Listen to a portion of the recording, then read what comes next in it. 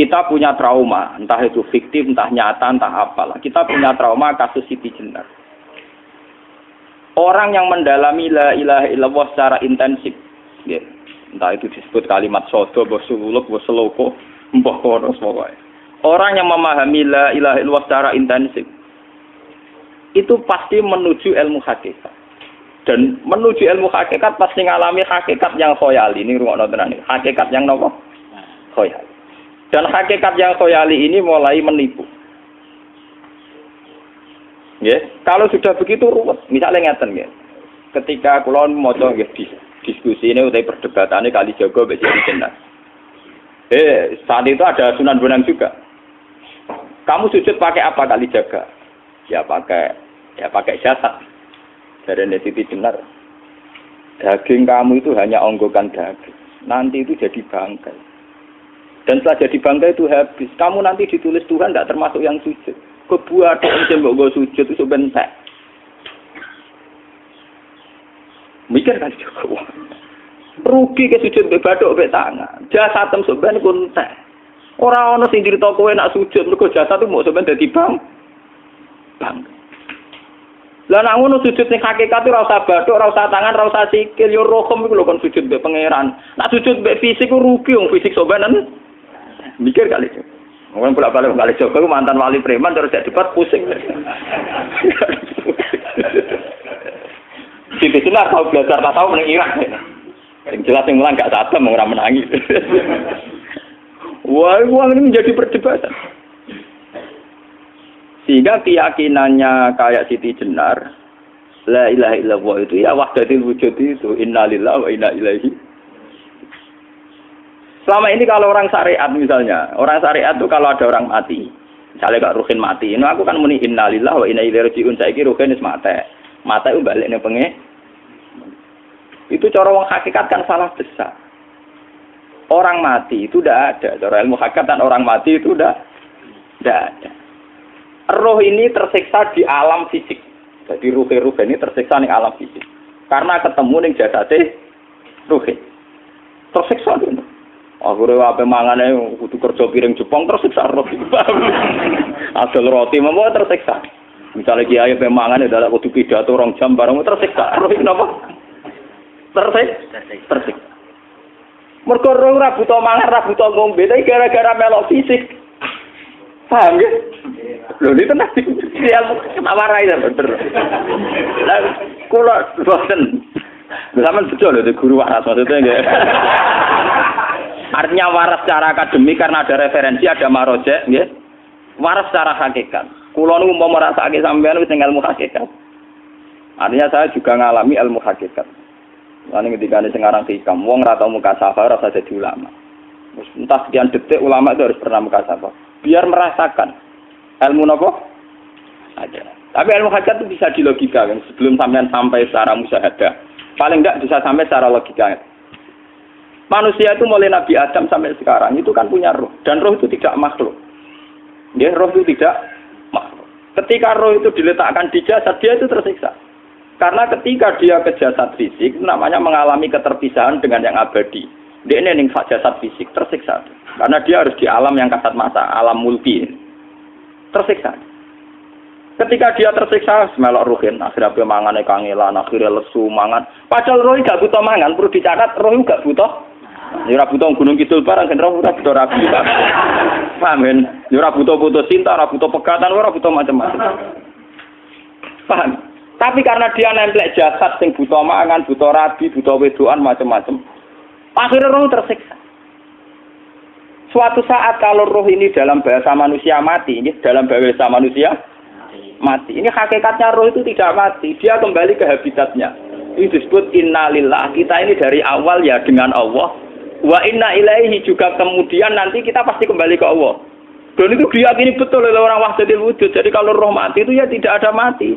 Terus sekarang itu kembali karena sudah lama mengalami keterpisahan mergo melok fisik-fisik dak ono kerja dasinan, ono nggo proposal lan ruwet to roh ku melok. Paham itu? Kita di roh ku napa melok ruwet.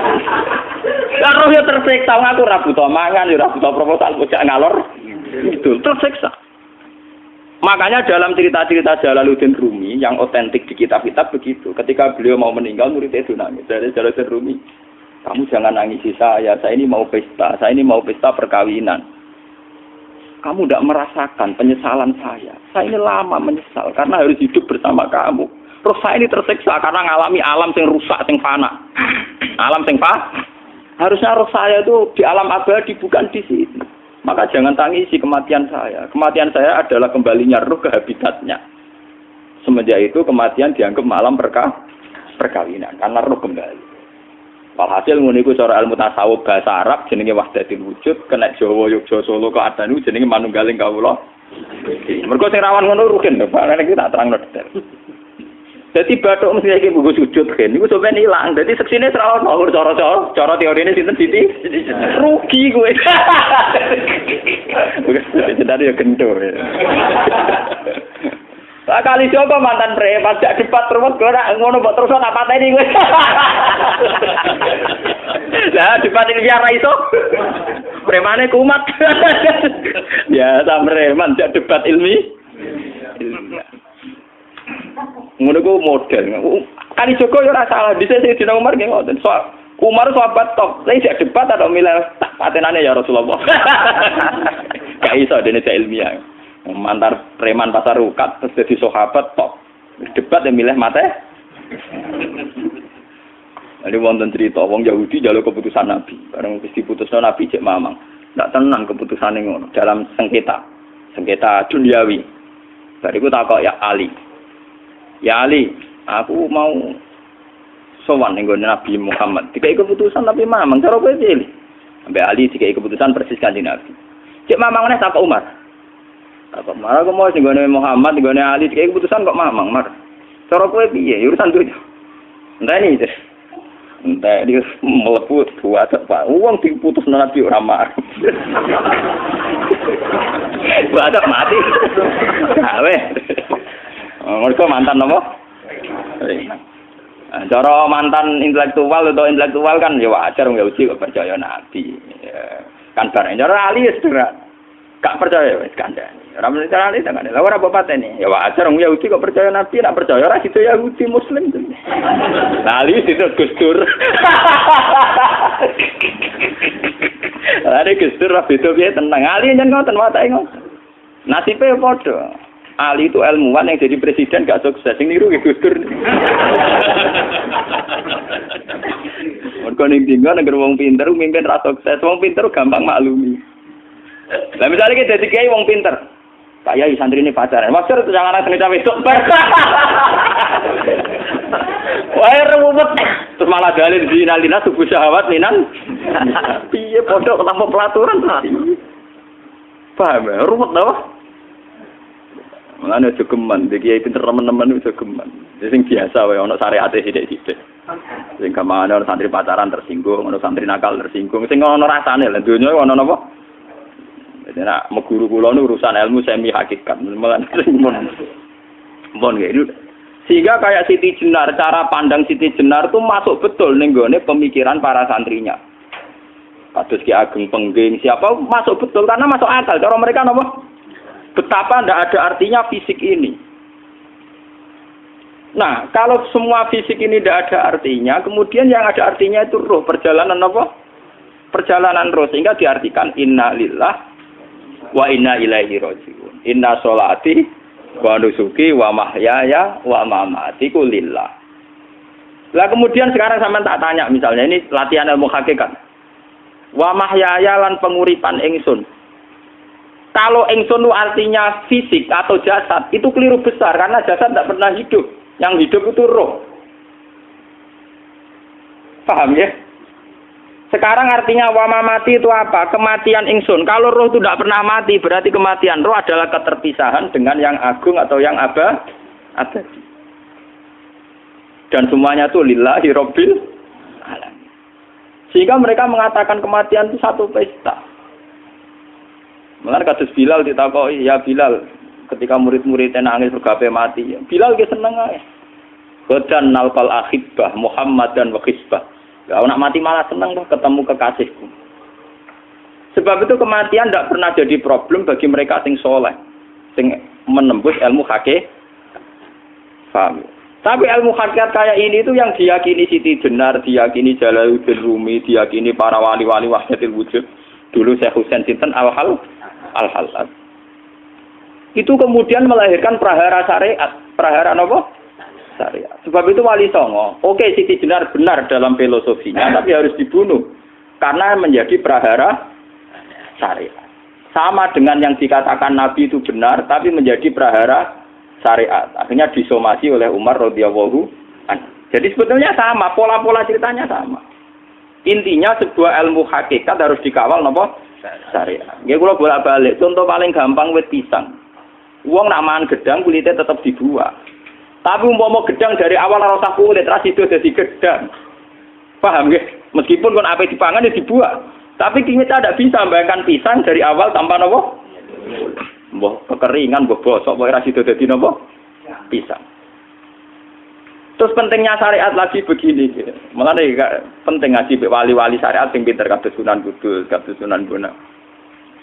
Andai kan tidak ada syariat itu dunia pun mesti rusak. Contoh paling gampang masalah pornografi, porno aksi. Siti Jenar aja omongi ngono ibu ngakak-ngakak deh. Dari pangeran wis pirsa, kowe nek klambi pangeran ora tentu ora ya ora usah klambenan. Wong ora ana gunane. Kalau yang paling penting itu nazarullah, kenapa kowe klambenan barang? Wong kowe klambenan ora pangeran tetep pirsa. Nyatane si Jenar nak mulang nggih coba klambenan lah intine napa? Dinya ada nabi Sunan Bonang. Nah kowe percaya kabeh nazarullah ora usah napa? Klambenan. Tetapi teori ra usah klambenan yo dinggo tenan. Mulane nek pas do wiridan aliran sesat ciri utama. Kira klambenan tenan. Lah ruwet to. Lho iki tenan iki cerita. Iki pentingnya ngaji nggih. Ben sampean ngerti variasi riwayat kemudian kita orang syariat harus kayak apa, kemudian kenapa menjadi aliran wahdatil wujud. Lah terus kita ini ya, kita ini kan orang syariat. Memang kalau manung syariat itu akeh kok sampean-sampean siji mesti ra kramat. Modele ora ada duwe bingung, ruwet. Urip wong syariat lho apa? Dineng bojo wedi, dineng tangga wedi, pengaruhe menurun. Pancen orang syariat itu banyak kriminal tauhidnya itu memang jelas. Mulane kiai-kiai peken nek ketemu kiai-kiai sing setengah jadah wedi mergo iso nebak atine. Ndekne meriang ngono. Sing kiai ra tau salat keramat padahal ngambungan wong. Sumudina salat 4 waktu kok ora tau keramat. Wong ape buah utang tanggane iku keramat apane? Sing kono ngawur-ngawur sowan pirang. Meriang mulai syariat ngadepi wong hakikat napa? Mulane jogeman dadi wong syariat sing ngene iku bahaya. Nah kula mboten ngarah. Sampai dadi wong syariat sing ra keramat. Bahaya sekali itu bagi perjalanan agama. Kalau sering ketemu kiai-kiai yang terkenal keramat di Juwaduk tiang-tiang hakikat. Ditantang kanca-kanca kok wani, nak tantang aku tetep rawani kok. Mikir deh. Karena orang yang sama-sama ke jalur hakikat tetap punya alamat, tetap wonten simahum fi wujuhi min asaris sujud. Cara pandangnya mesti sama.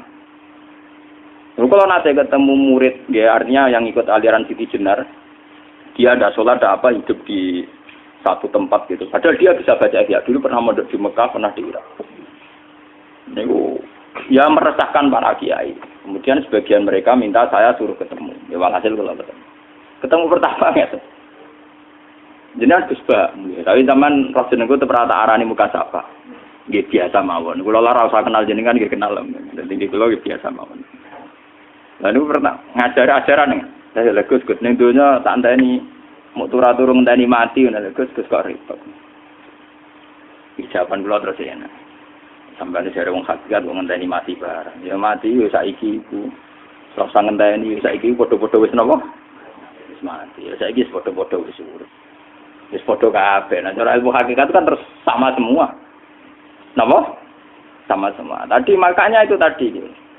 Kalau baleni malih logika hakikat itu begitu ya. Roh itu ditiupkan oleh Tuhan ke kita. Kemudian roh karena ikut alam fisik, alam jasad, roh ngalami yang kita alami. Nggih. Ketika roh ngalami yang kita alami, dia tersiksa. Nah, ketika roh sudah terpisah dari jasad yang mengekang, yang memenjara ini, dia senang terus kembali ke Tuhan. Ini disebut inna lillahi wa inna ilaihi. Nah, jasad ini kemudian menurut ilmu hakikat nggak ada gunanya sama sekali total. hilang ditelan tanah. Lah kalau begitu jasad iki nak mbok agul-agulan, Gusti bathuk kula tak nggo sujud tangan kula ndi buktine tangan wis ra ono. Bathuk wis ora. Mulane dari Siti Jenar, hanya wali bodoh kayak kalian yang punya ajaran bodoh begitu. Malah rasupan terus. Mulane Sunan Kalijaga semangat kon mateni mergo tambah omongane glodro ndi. Tapi yang enggak disadari Siti Jenar yaitu tadi. Inti dari ilmu hakikat itu kan tunduk sama kersane Tuhan. Kalau sudah tunduk pada kersane Tuhan, kalau kersane Tuhan roh kita harus di jasad. Dan wujud jasad kita ini juga karena kehendak Tuhan. Kenapa yang wujudnya jasad yang karena kehendak Tuhan engkau ingkari? Sementara wujudnya roh tidak kamu ingkari. Toh wujudnya jasad ya bi iradatillah wa bi masyiatillah. Wujudnya roh ya bi wujudit bi masyiatillah wa ira. Harusnya fungsi jasad juga harus kamu akui toh Siti Jenar. Wong sekarang kita punya jasad ya bukan karena kita, karena kehendak Allah. Kenapa kamu ingkari? Berarti kamu mengingkari kehendak meneng Siti Jenar.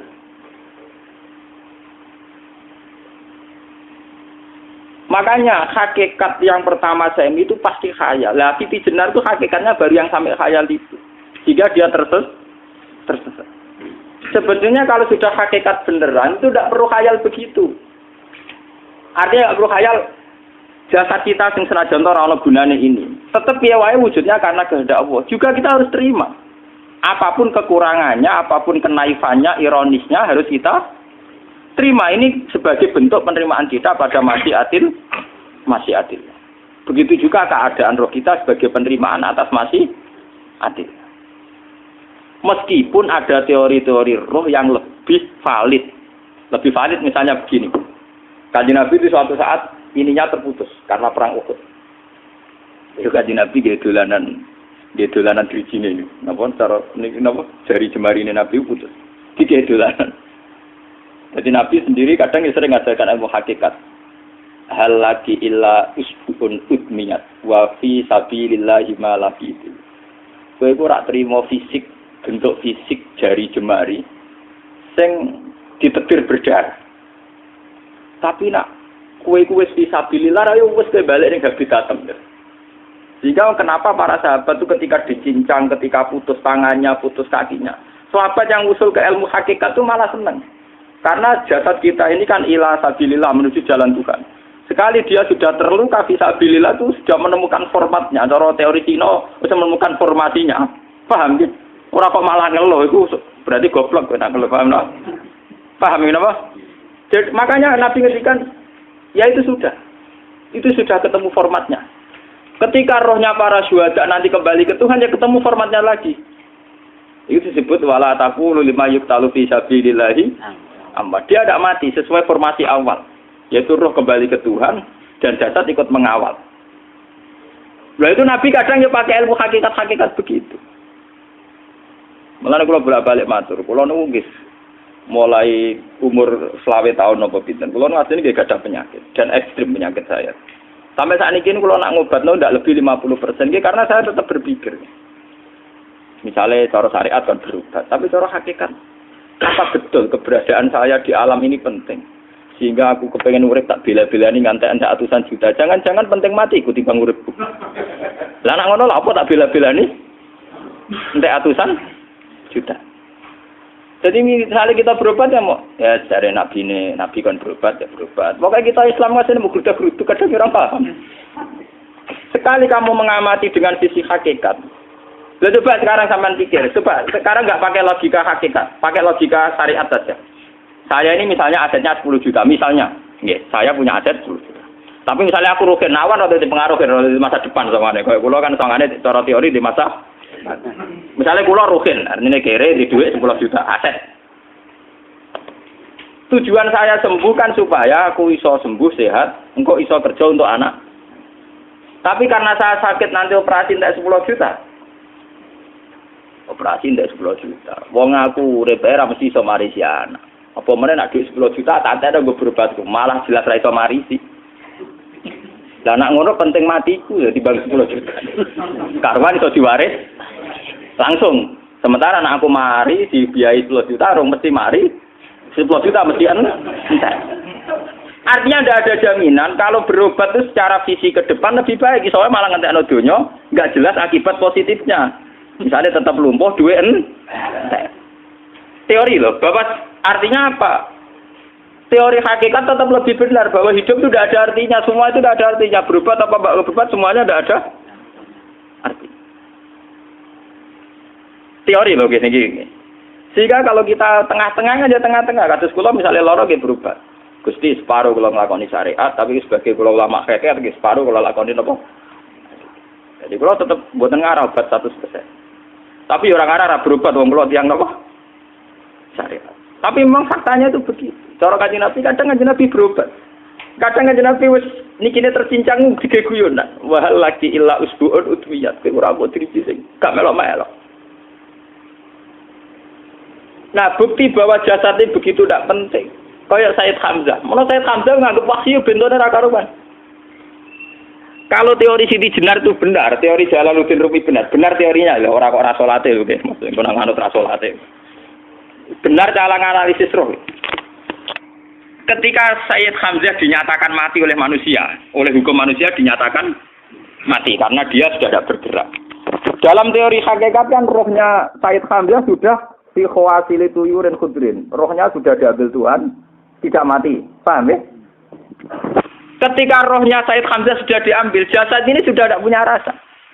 Sekarang secara syariat kasat mata kita tahu, wong jasad nak diinfus, di sayat-sayat dioperasi ora kroso. Apa meneh saiki ruhe wis bisa.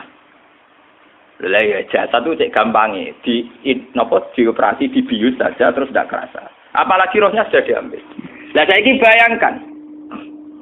Ketika Sayyid Hamzah itu sudah di atas. Niku kira-kira dulu wahsi ra wong bentuk. Lho wong kok baca igabus. Ketika jasad benar-benar tidak penting, kemudian jasadnya Sayyid Hamzah kan dicincang oleh wahsi. Ketika rohnya sudah diambil kan Hamzah tidak merasakan. Berarti Sayyid Hamzah guyu-guyu wahsi. Wahsi cek bentuk nih gabus dicincang. Paham ya? Lho niki tenan. Artinya ketika pandangan manusia iba kepada Sayyid Hamzah karena dicincang, dimutilasi oleh wahsi. Wahsi tidak mengalami Pak Sinten, Sayyid Hamzah tidak mengalami apa-apa karena rohnya sudah bersama Tuhan. Dan iso wae Sayyid Hamzah malah guyu-guyu wahsi. Cek goblok gabus kok dicincang. Lah nak ngono rak mirip, makanya dalam hal ini itu dalam teori roh itu sebetulnya Siti Jenar tidak sesat dalam teori roh. Tapi jangan katakan itu penemuannya Siti Jenar. Siti Jenar itu terlambat. Sebelum itu ada Husain Al-Khallas, sebelum itu ada Jalaluddin Rumi, sebelum itu juga ada sahabat, ada nabi. Cuma cara aplikasinya Siti Jenar melenceng. Jadi jangan katakan kok tak kampus-kampus, itu pendapat Siti Jenar itu malah goblok meneng. Siti Jenar itu sanut, paham nggih maksud apa? Wis sanut. Nah, teori yang sama terjadi pada Yesus Kristus. Ketika Yesus misalnya secara lahir dicincang, dimutilasi, diapakan oleh orang Yahudi. Sebetulnya rohnya dia sudah bersama Tuhan, kembali ke Tuhan Bapa, nah cara Kristen. Nah cara Islam ya balik ning pangeran. Andaikan itu iya, itu ya tidak ada masalah karena hakikatnya dia tidak dicincang, tidak dibunuh. Andaikan iya, tentu menurut Islam yang dibunuh Yudas atau siapa itu yang masuk bialah. Tapi sama sebetulnya teorinya sama. Kalaupun iya tidak ada masalah. Oke, kalau misalnya Nabi Isa karena ada kontroversi menyangkut dia atau Yudas. Sekarang yang Zakaria dan ya. Zakaria itu dicincang betul oleh orang Yahudi, matinya dimutilasi. Tapi dia tidak apa-apa. Karena ketika beliau dicincang, rohnya sudah diambil. Ini rumah tenan kan. Ben kira untuk kendel mati paham kan ya. Dadi maksudnya niku kula ajari nak mati itu tidak problem nggih. Niki kalau urip wedi lho. Dan ini bersamaan paham nggih. Kaitan la ilaha illallah ini nanti semuanya sama kaitan sama apa? La ilaha illallah. Ini nanti ujungnya sama dengan la ilaha illallah. Begitu juga seterusnya. Misalnya Yahya kalian sinten? Zakaria. Ketika Tuhan ditanya, jadi tenggene alam malakut pangeran ditakok, ya Allah, Yahya dan Zakaria itu kan hamba pilihan engkau. Ketika dicincang kok jenengan biarkan. Endi Yahya Zakaria dicincang? Aku iku ora goblok dari pangeran. Sedurunge dekne dicincang jasade ruhe tak jipuk. Dadi dekne ora krasa blas. Begitu juga yang tafsir-tafsir sampean lihat wa Maryama. Sayyidah Maryam yang istrinya Fir'aun. Itu kan dia iman sama Nabi Musa. Asiyah, ya. Asiyah imro'ati apa? Fir'aun. Asiyah imro'ati Fir'aun, ya. Itu kan dihukum oleh Fir'aun. Ketika mau ditumpahi apa? Batu besar. Iku Allah ketika di pangeran, ya malaikal mauti, cepat ambil rohnya sebelum dihunjami batu besar. Terus rohnya diambil. Sebab itu dalam hukum Tuhan, Tuhan itu tidak merasa bahwa Tuhan membiarkan Asiyah, membiarkan Hamzah, membiarkan Yahya, membiarkan Zakaria. Dalam hukum Tuhan, semua orang ini roh-roh terhormat. Akhirnya nak anggo teori iki sing nyincang malah goblok, wong gabus goblok cincang ngono lho. Nak anggo teori iki malah berbalik, sing goblok sing nyincang. Paham? Yo ora kok sesuai sampean kiaskan saja. Wong dibius wae disayat-sayat gak kroso. Kaya apa nak ruhe bener-bener wis tercabut terpisah. Rasane ning ndi? Iku sing disebut wala taqulu limayuk talu fi sabilillah napa? Lah kemudian roh ini kemana? Nah, roh itu sudah menyatu dengan kalimat tauhid. Mesti roh itu bersaksi la ilaha illallah. Itu sing disebut ning alam roh ketika Allah tanya alastu bi rabbikum mesti qalu bala. Mesti mereka jawabnya apa? Bala. Karena alam roh tentu lebih mudah bersaksi akan keberhadiran dan keeksistensi Tuhan Allah Subhanahu wa taala. Paham ya, ini sama penting. Nah, ketika kalimat tauhid sudah menyatu kayak begini, itu mesti kalimat tauhid sing mesti langsung untuk swarga. Itu dimaksud Nabi mustaiqinan biha qalbu mukhlishon biha qalbu. Ati itu qalbu kan nggak bisa kamu artikan jantung atau liver kayak teori modern sekarang. Misalnya qalbun itu apa? Dari Kiai qalbun itu jantung. Nak ngono beda mek liver. Lah nak liver apa kabidun niku akal-akalan aja padha ora paham. Bahasa kolbun, fikrun, aklun itu sesuatu yang misteri. Lah, roh ini kemudian dengan kalimat tauhid sudah menyatu disebut mukhlishon biha kolbu. Ada tingkat kemurnian hubungan roh dengan kalimat tauhid. Lah kalau begitu pasti dakhalal jannah. Karena tidak mungkin kalimat tauhid kok di neraka. Lah ini ngomong masalah-masalah hakikat. Wong sing gak tahu petualangan hakikat, momene sing sering bingung bakas duit, bayar kredit, utang jatuh tempo, ora usah melok mikir, utek wis entek go mikir duit.